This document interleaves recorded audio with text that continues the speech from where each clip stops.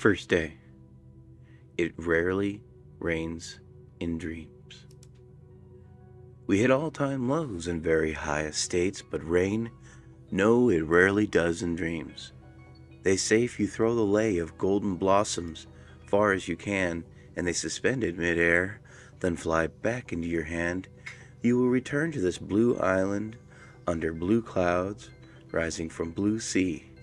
Blue above, blue below, all is blue between. Return to an isle where wind-wept trees of teak and mahogany clatter their twigs like castanets. With no thought of return, I press the golden lay into a book. Later, the book may rise. If not, perhaps the table. The Marie Helena, Our Lady of the Tide, largest raft the world has known, rests upon blue sand shore, grounded in low ebb, tethered by a silver cord to a seaside carousel. I am not a cloud. Feed me. Press not into service one who maketh wine of olives to serve in porous cups. Wind of fragrant lady's breath prefer, though it rarely rains in dreams. Carpets of interwoven string quartets support us as we take our leave and repair to sea, to follow the argument of the ocean, to listen to the echo of the great bell tolled beneath the waves, and toast the Marie Helena, queen of the blue tide, soon to sail.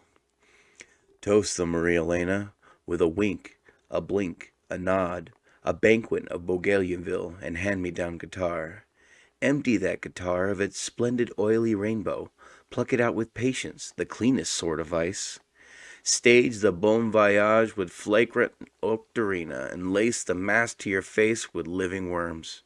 Strong hands unite, sign it with conscience, seal it with a fist, for sail we will. For each a hammock strung with sinew, bone, and tendon, soup and salt for each, and garnets in the gravy. Place, law, climax, and syntax converge like wind to make the Marie Helena thrash as though she were a living thing. A fragrance of excitement rising from the shoulders of a deck hung with wisteria, first in flames and then amazes. Now the blessing and the benediction. Incense of carnation, clove, and oleander stream from a swinging silver censer.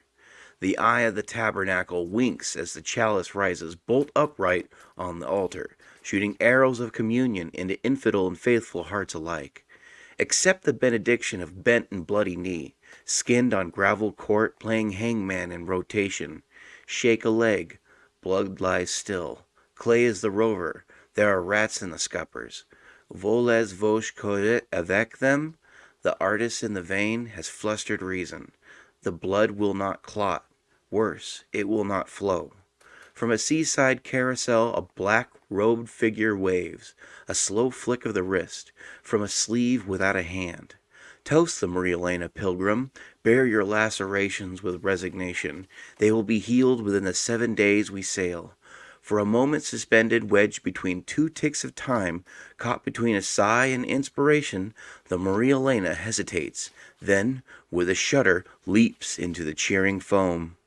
The scent of orchids mingles with the silk strings of a light guitar. The blue-black clouds obscures the seaside carousel. We sail. In amniotic darkness, the queen of the blue tide sails beneath the counterplane of self-reflecting mirrors. The will of the wind be done. We trust ourselves in the providence of current and the wisdom of the waves.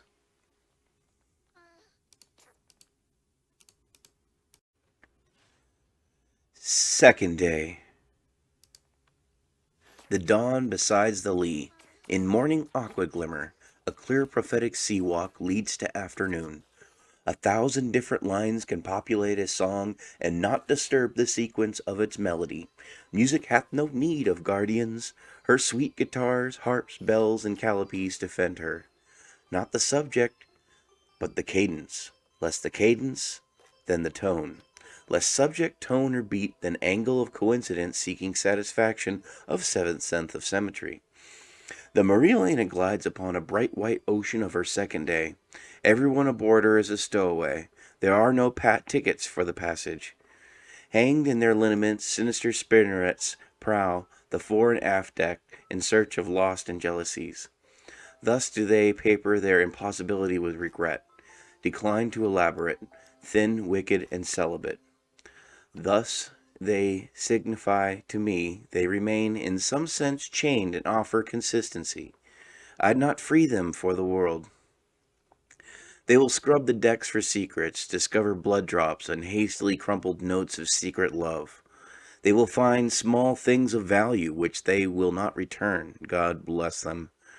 Bell tower, peal forth, awaken all sleeping souls, shovel the master from ashes and approving flame.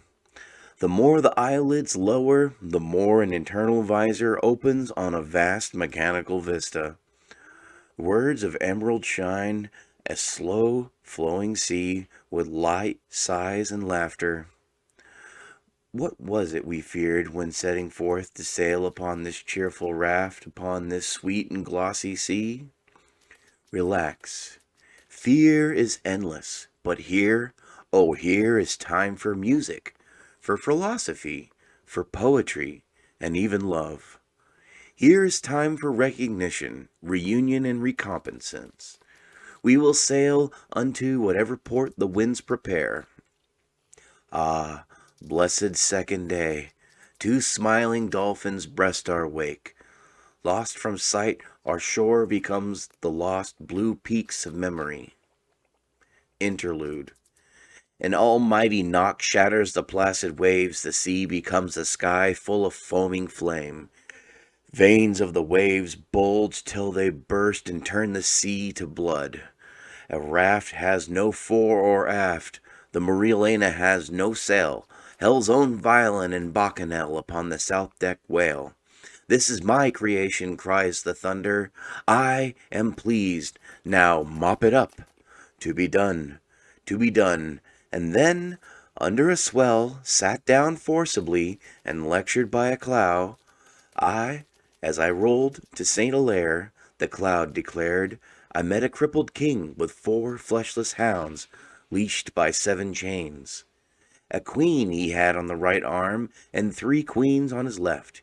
Each queen had 7 tongues, and each tongue of 2 opinions.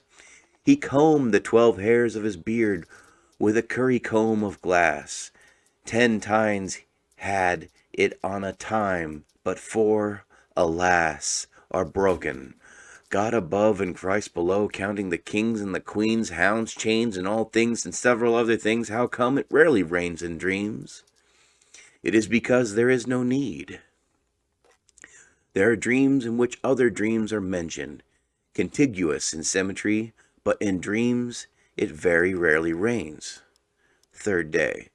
Who kept the watch that endured the night, the watch from which we woke from stormless slumber into the confectionery of gladsome dawn? Who saw that the hour is never the hour apparent, awaited a history of history from a hall of elucidation? The first day held questions. The second day posed riddles. Today smacks of mystery. Let us question one another. Inside my fists a theater of the dark, throbbing to the lovely lady without mercy. I come to question her. How comes she to question me? All is coincidence. One thing begets another. Ah, but I itch and I grow hateful for an hour. My language composed of noun, verb, and nudity. Slam the visor on this small change arcade. Open it upon a rolling sea. From a sea-song foaming with slashing brine, from a sunbeam springs a horse with tangled mane. Hands across the sky reach meeting without touching.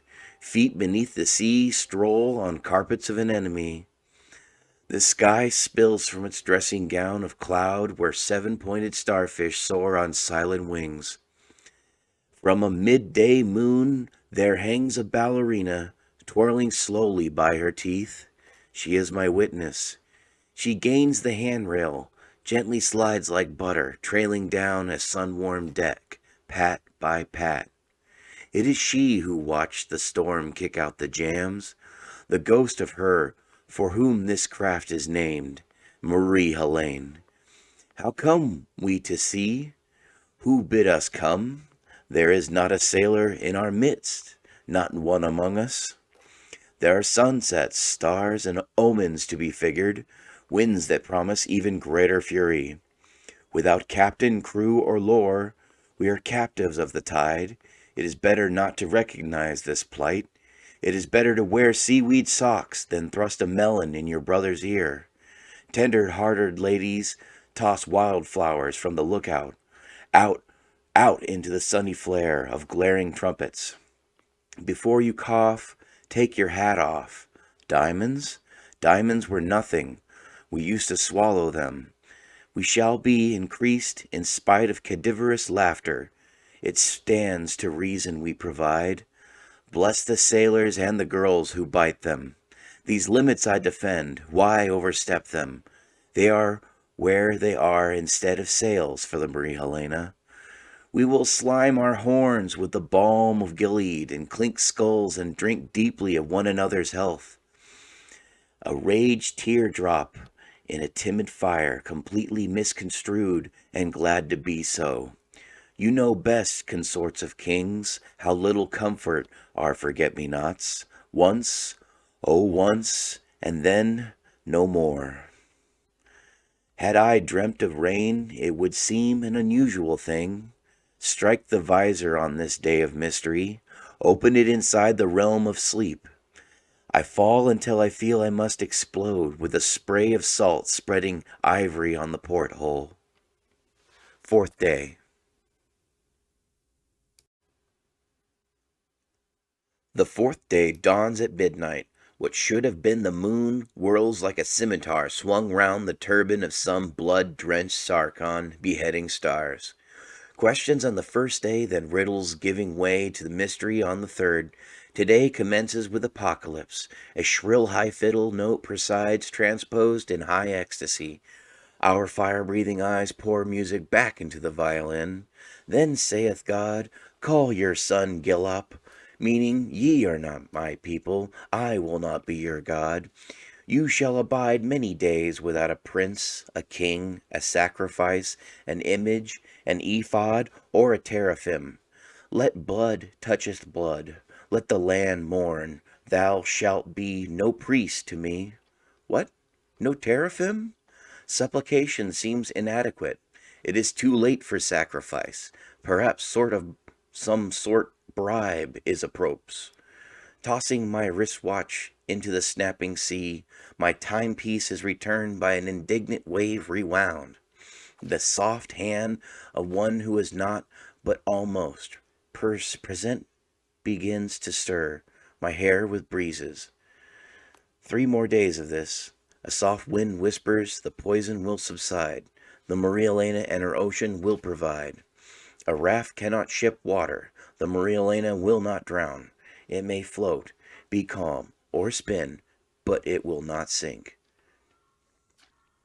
Those not disposed to vision gather on the west deck, trade yarns, and speak of remarkable spitballs, delivered with a touch of fire. I go among them and speak of innings, runs, and scores. We speak of going back for a long one, and derive some simple creature comfort therefrom. Slam down the visor, the moon becomes again a moon, a gentle incandescence over the smooth lapping swells. The lion of the ocean sleeps. Interlude. True dawn. Sea and sky, then sky and sea.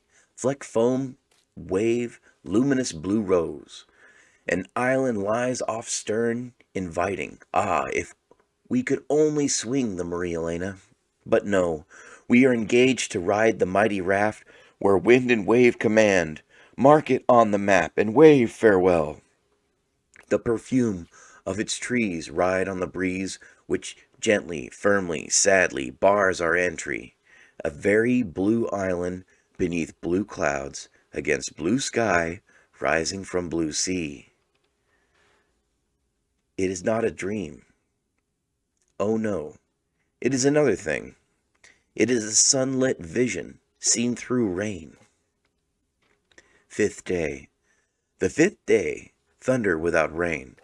A small skull carved of ivory sits right profile in an unlit candelabra. Yesterday a determined smile carried one corner of the sky, clenched between ragged teeth, the sky which is a sheet. Today a docile banner flaps in half a breeze. A pipe is clenched between my teeth unlit. Yesterday a velvet-gloved claw bore a cupful of the sky in a milk-white vase, the sky which is a drop of blood. Today I poured my tin cup of sea soup into the sea, but not as libation. I had no taste for it.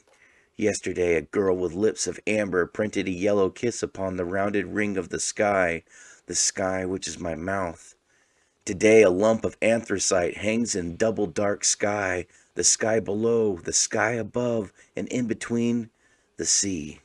Yesterday, with stool and milking pail, I sat beneath the mother unicorn with hands of storm, attempting to milk the sky. Today nothing amazes or perplexes. It's all too weary to perplex. It only cauterizes or infects. All which professed a joy becomes present bore in light of one objection. I have seen this all before. Such redundancy calls for brass, flute, woodwind, and sweet resounding lips to play them. Interlude. Oh, but the song is the same song sung to the same tune once too often. The answers to our questions have proved less than entertaining. A ride of the week and 1 week only. Each day's sun ascends behind a different deck.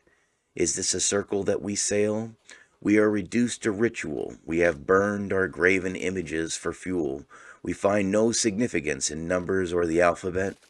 I look to the darkening sky and see no constellations, only slowly spinning stars without cohesion. From the southeast cusp of Leo pours the realm of galaxies. That is where you look to look far, far away. What begins with music will end with music. Between the music are the number of things which have to do with music, lacking only melody. It is time for a midnight snack of oranges, rose water, and lavender pretzels made of china which snaps between your teeth. 6th day. I thought of a colored pencil. I thought of it with soft blue lead. I thought of your picture and used the flat side of the lead to shade. I penciled in the sky and made clouds with a kneaded eraser. You will be my masterpiece. I will sketch you from every angle. 6 dolphins circle round the Marie Helena, one for each day we've been at sea. What profit, reputation? White cloud stallions dash in non-emphatic rhythm, bright as any tinsel in the chocolate dust of the red wind. 4 emphatic trumpets blare. Why be dismayed? Why, without music, we are prey to the strange arms of reason. Absolution, reconstruction, resolution, and forgiveness pour from brass bells with a scent of lemon bloom. Glad to be forgotten, I go climbing in among the reconstituted constellations, searching for a certain star. Come shining from the aft deck, sweet echo of the singer. Cello, lay your ecstasy like sponges of spongy moss. Emotions of the heart must be surprised. They languish for attention and are shy. I closed my eyes last night but did not dream. At dawn, gently, gently, a patter of rain. Silence has left a film of satisfaction, paper thin, upon the transparent ocean. Ah, but not upon my heart. Instead, I turned the capstan to the squalid lee, north by north, or south by south, upon the between the sable sky. In this way shall all hearts be protected, a tight membrane dispensing merriment and absolution. Again, a light rain. The sea devours these clouds. Storms are its meat, and our hearts do for wine. Consider how rigidly the sky is painted, how we wear it on our head like a slowly spinning hat. The Marie Helena speeds along in a sleek current. A new moon on a horizon casts a hint of glare. The shower is past. The sky is clear. Presbyter, whose invisibility signals rain, is discerned but not quite seen. An absence of a dream of rain, 6 days at sea, much has been scuttled. What here at the end seems worthwhile to have brought aboard. A few things seem certain, some scales, some equations, smaller matter, the particular music, or the mathematics forced from them, or invert, and it is all the matter which scarcely ever was. Now one way, now another, both and others, however pure, Clay and cloud, cloud and clay, cloud and cloud, clay and clay. Leonardos have wept from flaming towers for you, with no suggestion or remotest promise of fidelity. Gilded to the lily, you proudly plunge your hand into the hive and scoop the honey to your mouth. This clear, transparent honey has no flavor. Should the Marie Helena sail another week? Ah, no, it is forbidden by edict. Tonight we swing in our hammocks, determined not to dream. The warmth we seek from bodies eludes us, our bones are leather. Tone by tone the midnight bell beats 12 bright clasps of sweet forgiveness in the ears of our ears this night of nights. 7th day.